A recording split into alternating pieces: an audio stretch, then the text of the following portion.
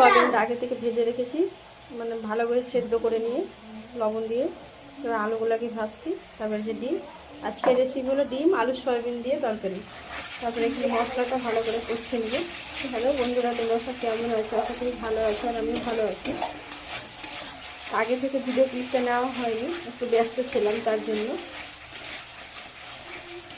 তো রান্নাটা কেমন হচ্ছে দেখো, আর ভিডিওটা ভালো লাগলে লাইক কমেন্ট শেয়ার করতে ভুলো না। মশলা তেল ছেড়ে দিয়েছে, হালকা জল। আর আজকে তো বড়দিন, বড়দিনের সবাইকে মানে আমার তরফ থেকে সকল বন্ধুকে মানে শুভেচ্ছা জানাই। Happy festival. আজকে ফেস্টিভ্যালটা ভালোভাবে কাটাও তোমরা। Happy Christmas day.